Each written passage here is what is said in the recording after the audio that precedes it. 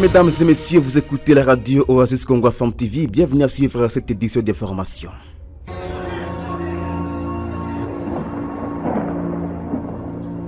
Oasis, la météo. Voici comment se présentent les bulletins météo pour ce mardi 3 décembre 2024 en ville de Béni. Levé du soleil 5h49, se coucher 17h54. La température maximale sera ressentie à 27 degrés, la minimale à 18 degrés Celsius. Le vent courant à 20 km par heure l'avant-midi à direction ouest et à 25 km l'après-midi en direction sud-ouest. Ces jours, le ciel sera accompagné des orages et d'averses.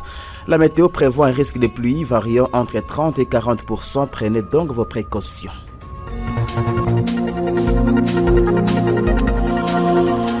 Au sommaire, une dizaine de personnes ont été tuées et plusieurs autres portées disparues dans une nouvelle attaque des ADF la nuit de dimanche sur l'axe routier Mbao-Kamango à territoire de Béni. La population est appelée à redoubler la vigilance. Une mise en garde est lancée contre les patrouilleurs auteurs de plusieurs cas de tracasserie dans la commune de Rwenzori et à ville de Béni. Cette mise en garde est du bourgmestre de cette entité que vous allez écouter dans ces radios journal. Et en éducation, il n'y aura pas de détente des fêtes de Noël et de Nouvel An en sous-division scolaire de Boulongo dans le territoire de Béni. La raison est à suivre aussi dans ces radios journal, mise en onde par Roger Moutoukalo. Bienvenue en détail. Jeune, ton avenir est plein d'espoir. Mais une seconde de plaisir sexuel peut le gâcher à jamais. Sois sage.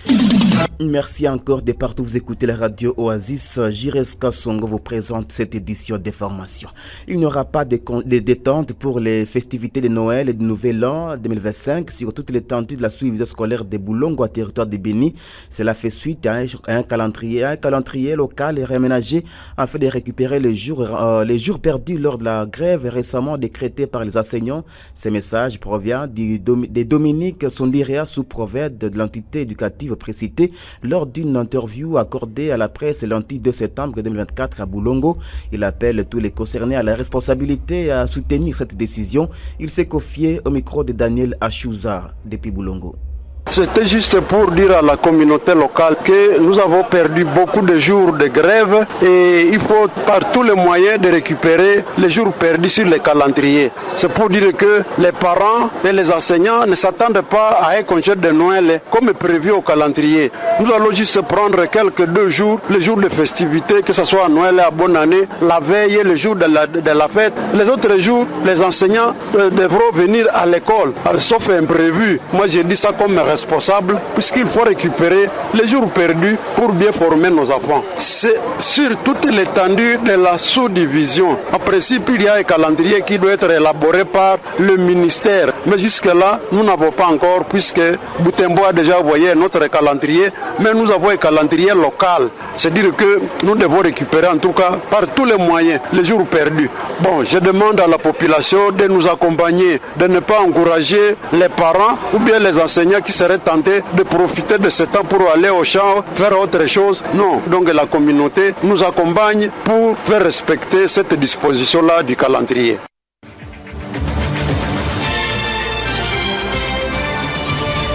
Des mesures sévères sont déjà prises pour sanctionner tous les éléments FARDC et PNC patrouilleurs auteurs de plusieurs cas de tracasserie enregistrés depuis plusieurs semaines dans la commune de Rwenzori et à ville de Béni.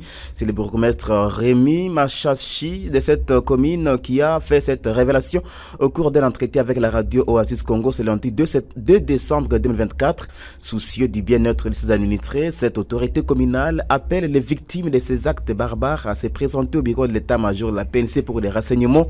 On l'écoute interrogé par Bihawa Matungani. La tracasserie et l'extorsion causée par nos éléments patrouille, ça il ne faut même pas se les cacher parce que je suis en contact avec ma population, ils m'appellent et j'interviens sur plusieurs cas, notamment le cas du quartier Mabakanga, sur l'avenue Bukavu, à côté du centre médical Le Rocher. Nos éléments sont en train de tracasser la population, d'extorquer les biens et le commandement policier de la ville de Béni est informé quant à ça. Je pense qu'il ils vont prendre des mesures très très sévères envers les éléments qui comportent très mal. Parce que comment voulez-vous un corps qui est appelé à sécuriser la population et ses biens arrive encore à insécuriser la même population en procédant à des extorsions. Beaucoup de cas ont été portés à ma connaissance. J'ai fait mon rapport, la hiérarchie de tous ces cas. Il y a des sanctions qui sont réservées à ces éléments de la police qui se comportent très mal. J'appellerai ici le victime pour pouvoir se présenter à l'état-major de la police civile de Beni pour pouvoir déposer leurs déclarations. Entre-temps, des enquêtes sont déjà ouvertes pour retrouver les militaires incontrôlés des FARDC autour du meurtre des jeunes garçons samedi dernier au quartier Sayo dans la commune de Moulekera en ville de Beni. L'annonce est du commissaire supérieur Ngongo Mayanga Dieudonné, bourgmestre de Moulekera, qui condamne le comportement de certains militaires qui commettent des actes contraires à la loi. L'autorité communale déplore le fait que le meurtrier s'est enfoui avec son arme et qu'il constitue toujours un danger pour la population. Le commissaire supérieur Ngongo Mayanga Dieudonné est ici au micro de Alex Dia.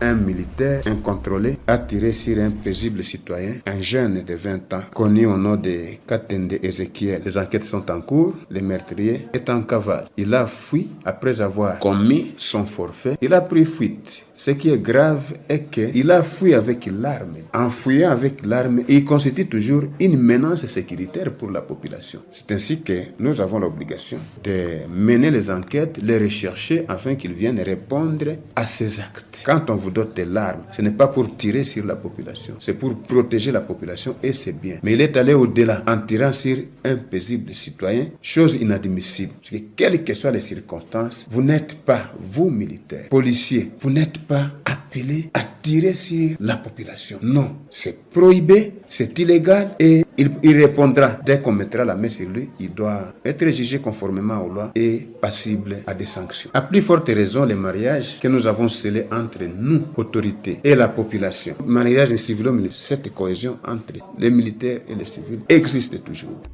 Nous l'avons dit au sommaire, parlons-en maintenant, madame et messieurs. Une nouvelle attaque des ADF a été déplorée la nuit de dimanche 1er décembre au point kilométrique 20 sur l'axe routier Mbao-Kamango à territoire de Beni. Au moins 14 personnes ont été tuées et plusieurs autres portées disparues par des assaillants. La société civile du secteur de Beni-Mbao condamne cette nouvelle violence et appelle les autorités militaires à intensifier des opérations de traque des ADF sur cet axe routier.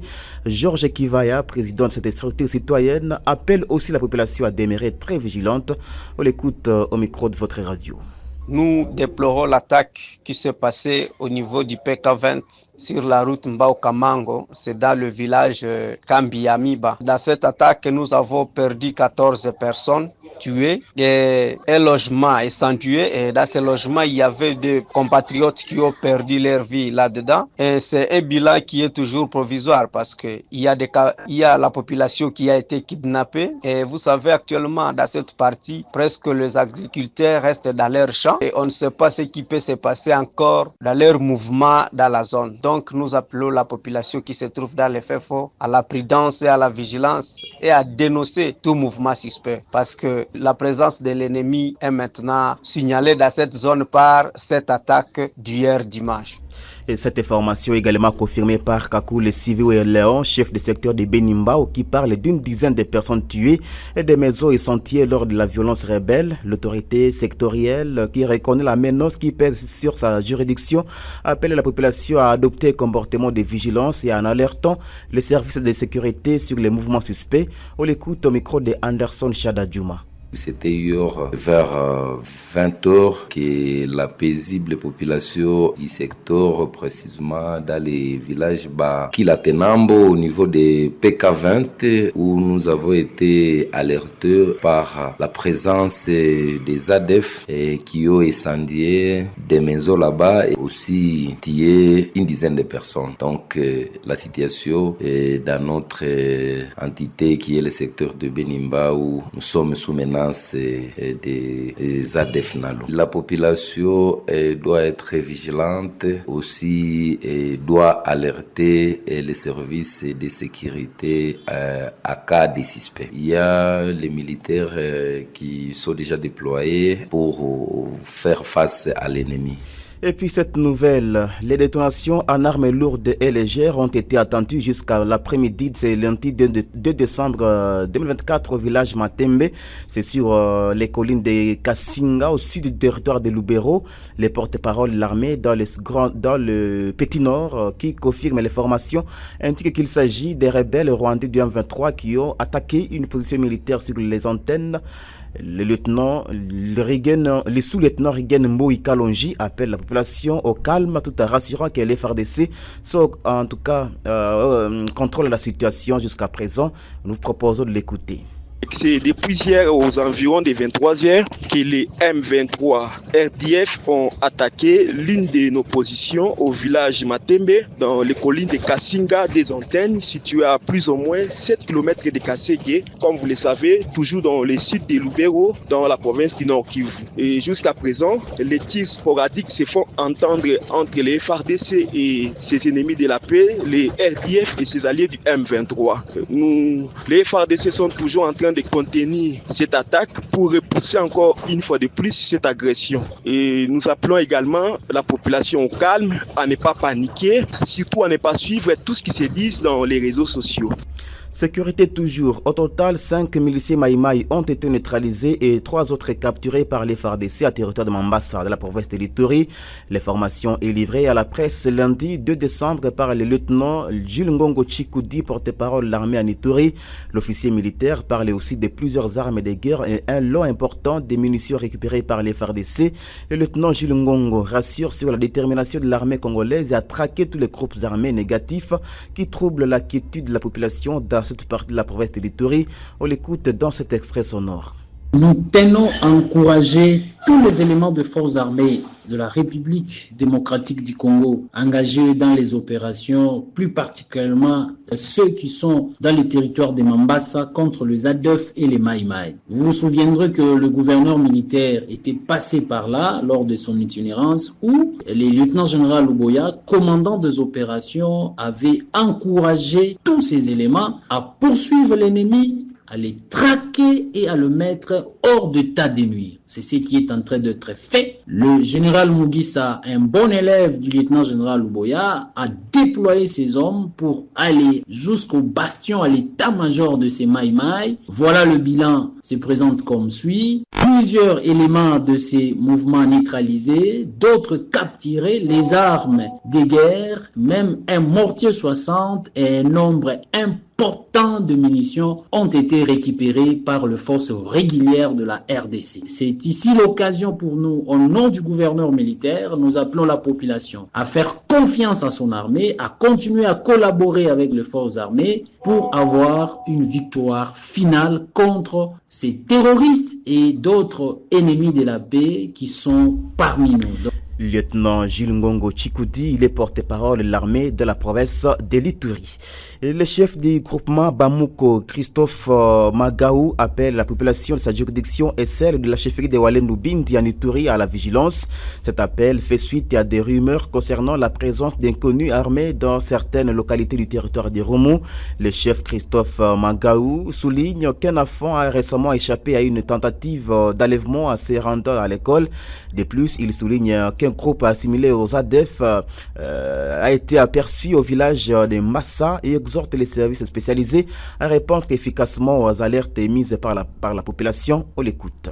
Il y a des rumeurs qui circulent dans certains villages. Je peux citer ici Tchede, Bayomba, Nzigo, Kawango et autres. Alors, il y a des rumeurs qui circulent qu'il y a des économies qui sont en train de circuler dans des milliers. Alors, on est parti juste à chercher déjà dans des brousses du côté Tchede sud ici. On est allé voir où sont les économies dont on est en train de parler. Malheureusement, on a pu passer partout là. On a fouillé, on n'a pas retrouvé qui que ce soit. Bon, les rumeurs circulent depuis lors, mais je tiens qu'un écolier qui partait juste à l'école s'est croisé avec un éconi juste ici à Tchede, des villages de Bamouko. Alors, en venant vers le chef de village, on est parti le chercher, mais on n'a pas retrouvé. Mais c'était peut-être le rumeur, alors on a pu chercher, on n'a pas trouvé. On peut dire qu'il n'y a pas d'ennemis au sein de la population. Je peux dire non ou oui, je ne peux pas confirmer, mais les rumeurs doivent être d'abord vérifiées. Si on vérifie, on peut trouver des traces et on peut toujours dire qu'il y a ou il n'y en a pas. À la population, je leur souhaite juste d'être vigilante. Si vous trouvez juste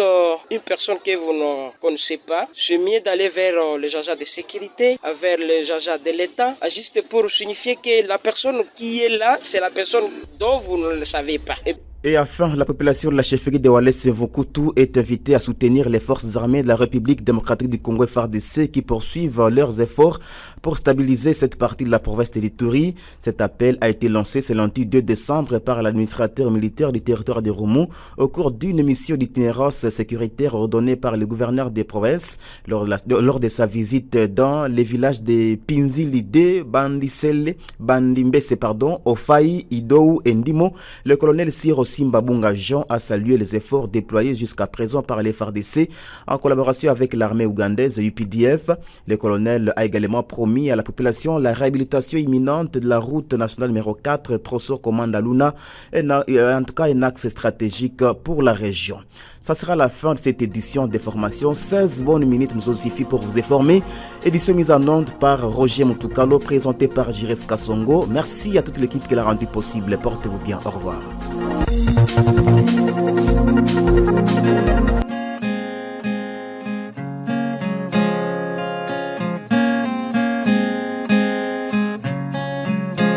L'éléphant disparaît dans les champs d'arachides. Ça se passe au royaume de là-bas où nous sommes à plein pèlerinage.